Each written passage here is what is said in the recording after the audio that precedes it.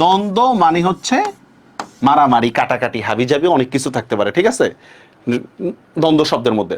দ্বন্দ্ব সমাসের স্ট্রাকচারটা একটু ভালো করে বুঝে নেন। আপনারা সবাই তো ইংরেজিতে নাউন আর অ্যাডজেটিভ চিনেন। যদি নাউন আর অ্যাডজেটিভ চিনে থাকেন তাহলে আপনি সমাস ইজিলি পারবেন। এক নম্বর হচ্ছে sir noun plus noun, noun plus noun, ঠিক আছে। দুই নম্বর হচ্ছে আমাদের adjective plus adjective, adjective plus adjective, okay. Noun plus noun বা অ্যাডজেটিভ প্লাস অ্যাডজেটিভ, শেষ। ব্যক্তি বা বস্তু দুটি হবে, দুটি হবে। কি বললাম? দুইটা নাউন থাকবে অথবা দুইটা অ্যাডজেটিভ থাকবে, কিন্তু ব্যক্তি বা বস্তু কয়টা হবে? দুইটাই হবে।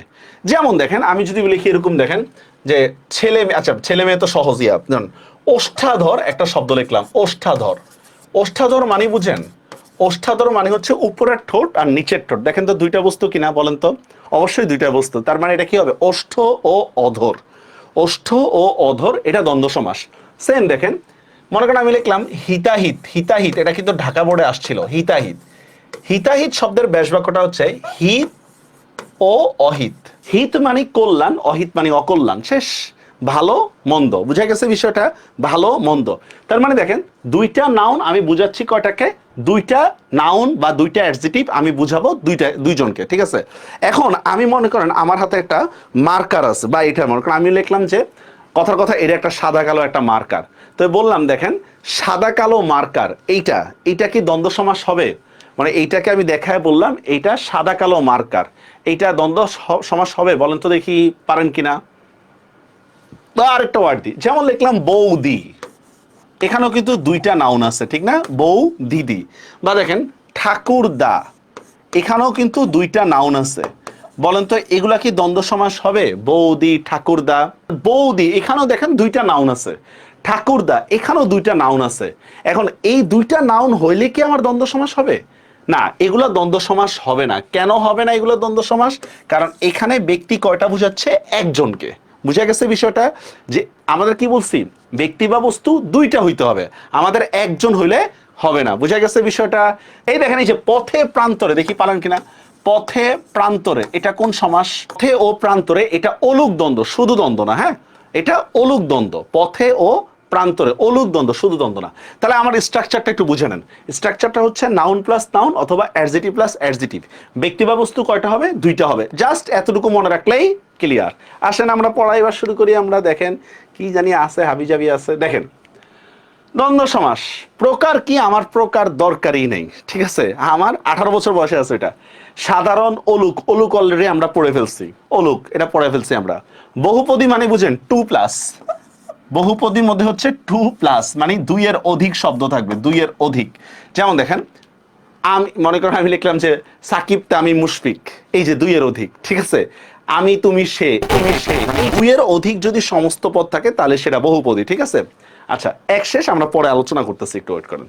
স্ট্রাকচারটা দেখেন কি বললাম? নাউন প্লাস নাউন অথবা অ্যাডজেটিভ প্লাস অ্যাডজেটিভ। কি বললাম? নাউন প্লাস নাউন অথবা কি অ্যাডজেটিভ প্লাস অ্যাডজেটিভ। ব্যক্তি বা বস্তু কয়টা হবে? দুইটা হবে। দুইটা পদেরই কি থাকবে? প্রাধান্য থাকবে। দুইটা পদেরই প্রাধান্য থাকবে। এই নিয়মটা কি একটু বুঝতে পারছেন? জাস্ট নাউন প্লাস নাউন বা অ্যাডজেটিভ প্লাস অ্যাডজেটিভ, ব্যক্তি বা বস্তু দুইটা হবে।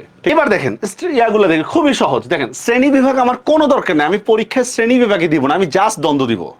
আমি জাস্ট দ্বন্দ্ব দিব, আমি শ্রেণী বিভাগ দরকার নেই, কিন্তু আপনাদেরকে বোঝানোর জন্য দিছি। যেমন দেখেন যত সমার্থক শব্দ আছে সবগুলাই দ্বন্দ্ব সমাস। সমার্থক শব্দ বাড়ি ঘর, ঘর দুয়ার, হাট বাজার, দেখছেন যত সমার্থক শব্দ আছে সব দ্বন্দ্ব সমাস। বোঝা গেছে?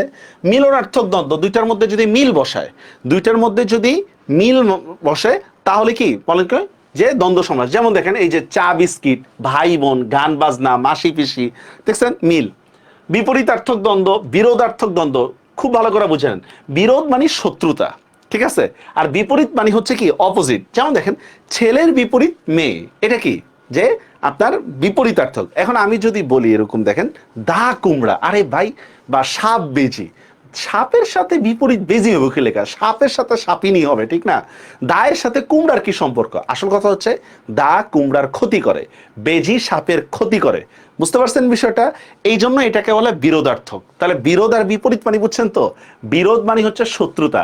এখন আপনারাই বলেন স্টুডেন্ট আর লেখাপড়া এদের মধ্যে কি হবে, বিরোধ না বিপরীত? আল্লাহ জানে, নাকি?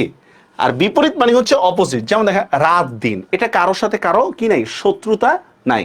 ছেলে মেয়ে, ঠিক আছে, কারোর সাথে কারো শত্রুতা নাই, ঠিক আছে?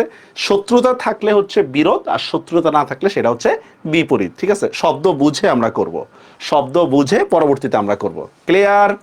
আচ্ছা, এবার দেখেন অলুক দ্বন্দ্ব পড়ায় ফেলছি আমরা। অলুক দ্বন্দ্ব শেষ, এত টাইম নেই। বহুপদী দ্বন্দ্ব দেখেন, দুইয়ের অধিক সমাসবদ্ধ শব্দ মিলে যেটা হয় সেটাই বহুপদী দ্বন্দ্ব। দুইয়ের অধিক সমাসবদ্ধ শব্দ দেখছেন, সাহেব বিবি গোলাম, তেল নুন লোকরি, দেখি কেউ পারেন কিনা, এটা একটা বিখ্যাত একটা গ্রন্থের নাম, বলতে পারবেন? তেল নুন লোকরি কার লেখা? আমরা মোটামুটি 90% স্টুডেন্টই ওনার নাম প্রথমে ভুল পড়ছিলাম। বলতে পারবেন তেল নুন লোকরি কার লেখা? ওনার একটা বিখ্যাত ডায়লগ আছে এরকম, যে যারা স্কুল পালাইছে তারা ফ্রান্সকে বাঁচাইছে। নাক কান গলা, দেখছেন? নাক কান গলা। এখন এই যে বহুপদী দ্বন্দ্বটা একটু ভালো করে খেয়াল করেন, দেখেন বহুপদী দ্বন্দ্বের যদি আমি ব্যাস বাক্য বলি, নাক কান ও গলা, তেল নুন ও লোকরি, শেষে সাহেব বিবি ও গোলাম, এভাবে দেখেন। এখানে যে বিষয়টা সেটা হচ্ছে সমস্ত পদ এবং ব্যাস বাক্য দুইটার মধ্যে মিল আছে, ঠিক না? সমস্ত পদ এবং ব্যাস বাক্য দুইটার মধ্যে কিন্তু মিল আছে। এবার দেখেন আমরা বললাম এক শেষ দ্বন্দ্ব, যে দ্বন্দ্ব সমাসের সমস্ত পদের সমসমান পদগুলোর অস্তিত্ব থাকে না। আমি যদি বলি দেখেন এক কথায় প্রকাশ, কি বললাম? এই দেখেন এখানে দেওয়া আছে কি এক কথায় প্রকাশ টাইপের, যে সমস্ত দ্বন্দ্ব সমাসের ক্ষেত্রে, মানে আমি এটা বোঝার জন্য দিচ্ছি, বইয়ের মধ্যে আপনি এইভাবে পাবেন না সংজ্ঞা। এক কথায় যদি প্রকাশ করা হয় তাহলে সেটা কি হবে বলেন তো? যে এক শেষ দ্বন্দ্ব, এক কথায় প্রকাশ। যেমন দেখেন দম্পতি, এটা কিন্তু এক কথায় প্রকাশক একটা শব্দ, দম্পতি। আর দেখেন জায়া ও পতি, দেখছেন? জায়া ও পতি এই শব্দের সাথে কিন্তু দম্পতি শব্দের শাব্দিক মিল নাই, অর্থের মিল আছে। বুঝা গেছে বিষয়টা? জায়া ও পতি এই শব্দের সাথে দম্পতি শব্দের শাব্দিক মিল নাই, অর্থের মিল আছে। এই জন্য দেখেন এখানে একটা কথা বলছি, সাধারণত এখানে শাব্দিক মিল থাকে না। বুঝা গেছে বিষয়টা?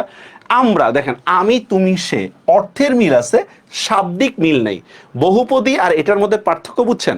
বহুপদীর মধ্যে শাব্দিক মিলও থাকে, অর্থের মিলও থাকে, কিন্তু এইটার মধ্যে কি কেবল অর্থের মিল থাকে, শব্দের মিল থাকে না। বুঝা গেছে বিষয়টা? দেখেন এই যে দ্বন্দ্ব সমাসের কিছু দিলাম, এক্সাম্পল দিলাম, এগুলা পরীক্ষা, যেগুলো আপনার একটু ভুল হইতে পারে। যেমন দেখেন কুশীলব, এটা আপনার ভুল হতে পারে, এটা কুশ ও লব, দুই রামচন্দ্রের দুই ছেলের নাম হচ্ছে কুশ ও লব, ওইখান থেকে বলে কুশীলব। এরপর দেখেন এই যে এই ওয়ার্ডটা আপনার ভুল হইতে পারে, ওষ্ঠাধর, দেখছেন? এটাও ভুল হইতে পারে, ওষ্ঠ ও অধর পরীক্ষায়। চর্বচুষ্য, দেখছেন? চর্বচুষ্য, চর্ব ও চুষ্য মানে যা চাবায় খাওয়া যায় আবার চুষে খাওয়া যায়।